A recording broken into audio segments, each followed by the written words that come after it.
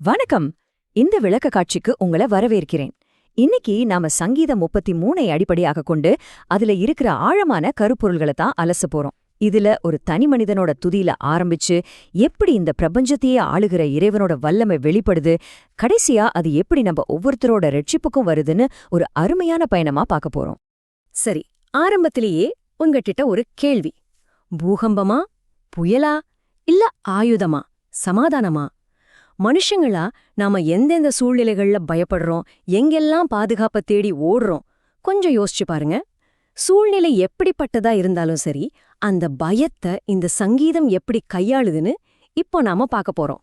நாம இன்னைக்கு முக்கியமா 5 விஷயங்களை தான் பார்க்க போறோம். முதல்ல கர்த்தரை துதிக்க அழைப்பு, அடுத்து அவருடைய வார்த்தையோட வல்லமை, அப்புறம் மனிதர்கள் மேல கர்த்தரோட கண்ணோக்கம், 4வதா மனித பலத்தோட மாயை, இறுதியா கர்த்தருக்கு காத்திருத்தல். அதாவது ஒரு தனிமனித அளவுல ஆரம்பிச்சு அப்படியே பிரபஞ்ச அளவுக்கு போய் மறுபடியும் தனிமனிதனுக்கே திரும்ப போறோம். முதல் பகுதி கர்த்தரை துதிக்க அழைப்பு. இந்த சங்கீதத்தோட முதல் 3 வசனங்களை பாத்தீங்கன்னா ஒரு கம்பீரமான அழைப்போட அது தொடங்குது. நீதிமான்கள் கர்த்தருக்குள் களிகூற வேண்டும் அப்படின்னு சொல்றப்போ அது ஏதோ அமைதியா உட்கார்ந்து செய்யற விஷயம் கிடையாது. இது ஒரு உற்சாகமான இசை முழக்கத்தோட கொண்டாடுற ஒரு விஷயம். எப்படி துதிக்கணும்னு விளக்க உரை ரொம்ப தெளிவா சொல்லுது. ஏதோ கடமைக்குன்னு செய்யாம ஆனந்த சத்தத்தோட துதிக்கணுமா. ஒரு புது பாட்டை பாடணும், சுரமண்டலம், 10 நரம்பு வீண மாதிரியான வாத்தியங்களை ரொம்ப நேர்த்தியா வாசிக்கணும்னு உரை சொல்லுது. துதிங்கிறது எவ்வளோ உயிரோட்டமாவும் நேர்த்தியாவும் இருக்கணும்னு பாருங்களேன். சும்மா ஏனோதானோன்னு இல்லாம கர்த்தருக்கு நம்ம பெஸ்ட்டை கொடுக்கணும். அடுத்தது கர்த்தருடைய வார்த்தையின் வல்லமை. இப்போ தனி மனித துதியிலிருந்து அப்படி பிரபஞ்ச அளவிலான ஒரு விஷயத்துக்கு நகர போறோம். வசனங்கள் 4லிருந்து 12 வரைக்கும் பாத்தீங்கன்னா இறைவனோட வார்த்தை எவ்வளவு உண்மையானது, கொஞ்சமும் மாறாதது, எப்படிப்பட்ட படைக்கும் ஆற்றல் கொண்டதுங்கிறத விளக்க உரை ரொம்ப ஆழமா பதிவு செய்து, கர்த்தருடைய வார்த்தையினால் வானங்களும் உண்டாக்கப்பட்டது. கொஞ்சம் கற்பனை செஞ்சு பாருங்க. தேவனுடைய வார்த்தை மாறாதது, பரிசுத்தமானது, முழுமையா நம்ப தகுந்தது. சமுத்திர ஜலங்களை ஒரு குவியலா சேர்க்கிற அளவுக்கு அந்த வார்த்தைக்கு வலிமை இருக்கு. வேதாகமத்தை நாம முழுமையா நம்பணுங்கிற அடிப்படை அடித்தளத்தையே இதுதான் அமைச்சு கொடுக்குது. நாம ஆரம்பத்துல கேட்ட இந்த சுவாரஸ்யமான கேள்விக்கு இப்போ வருவோம்.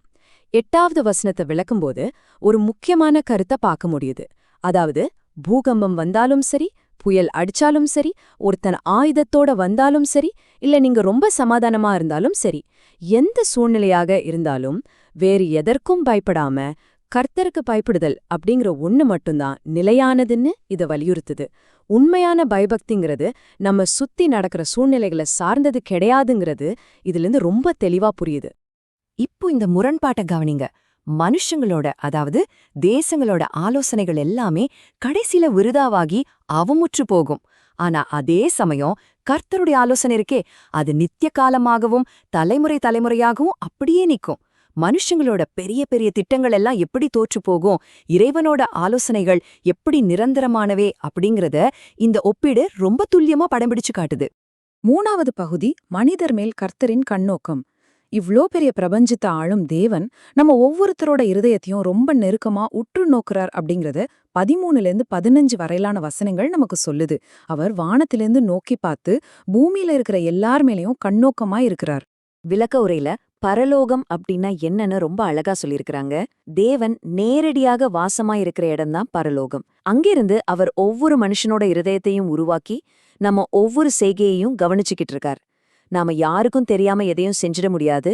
அவர் எல்லாவற்றையும் பார்த்துக்கிட்டே இருக்கிறார் அப்படிங்கறத இது நமக்கு ஞாபகப்படுத்துது. சரி, இந்த உண்மை நம்ம வாழ்க்கையில எப்படி பயன்படும்? ஆதியாகமம் 39ல வர யோசேப்போட உதாரணத்தை விளக்குரை ரொம்ப அருமையா முன்வைக்குது. தேவன் எப்பொழுதும் நம்மை காண்கிறார் அப்படிங்கிற உண்மையை யோசேப்பு தன் மனசுல ஆழமா வச்சிருந்தார். அந்த ஒரு காரணத்தாலதான் ஒரு பயங்கரமான சோதனை வந்தப்ப கூட அதிலிருந்து தப்பிச்சு தன்னோட பரிசுத்தத்தை காத்துக்கிட்டார். தேவனுடைய கண்கள் நம்மை கவனிக்குதுன்னு உணர்றதுதான் பாவத்திலிருந்து தப்பிக்கிறதுக்கான வழிங்கிறது இங்க தெளிவாகுது. 4வதா ஒரு முக்கியமான விஷயம், பெலனோ மனிதனை தப்புவிக்காது.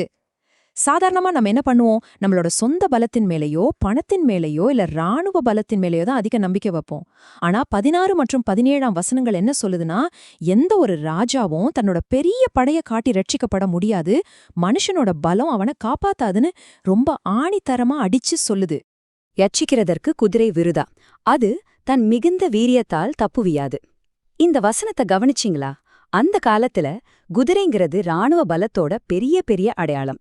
ஆனா அந்த வீரியம் ஒரு மனுஷனை காப்பாற்றும்னு நம்புறது முற்றிலும் வீண் அப்படின்னு இந்த வசனம் அப்பட்டமா சொல்லுது. நம்மளோட சொந்த திறமைகளோ இல்ல நம்ம கட்டி வச்சிருக்கிற பாதுகாப்பு அரண்களோ நமக்கு ஒருபோதும் உண்மையான விடுதலையே தராது. அது ஒரு மாயதான். அப்போ வெற்றி எங்க இருந்துதான் வருது? பெரிய படையையோ இல்ல உடல் பலத்தையோ நம்புனா அதோட முடிவு ரட்சிப்பு கிடையாது. ஏன்னா போர் ஆயுதங்கள்ல இருந்தோ மாவீரர்கள்ட்ட இருந்தும் வெற்றி வராது. எந்த போரிலும் வெற்றி கர்த்தர்கிட்டேந்து மட்டுமே வருது. அதனால நம்ம வாழ்க்கையில வர்ற எல்லா போராட்டங்களையும் விடுதலை பெறணும்னா நாம உண்மையா ரொம்ப ஊக்கமா ஜெபிக்கணும்னு விளக்கு உரை நமக்கு அறிவுறுத்துது. இறுதியா, கர்த்தருக்கு காத்திருத்தல் 18 வரையிலான வசனங்கள் கர்த்தருக்கு பயந்து அவருடைய கிருபைக்கு காத்திருக்கிறவங்க மேல அவருடைய கண்கள் நோக்கமாயிருக்கு அப்படிங்கிற ஒரு அற்புதமான வாக்குத்தத்தத்தை நமக்கு தருது. இதுல ஒரு ரொம்ப ஆழமான முரண்பாடு இருக்க கவனிங்க. தேவன் தம் பிள்ளைகளை பஞ்சத்துல உயிரோடு காக்கிறார் அப்படிங்கிறது ஒரு புறம் உண்மைதான்.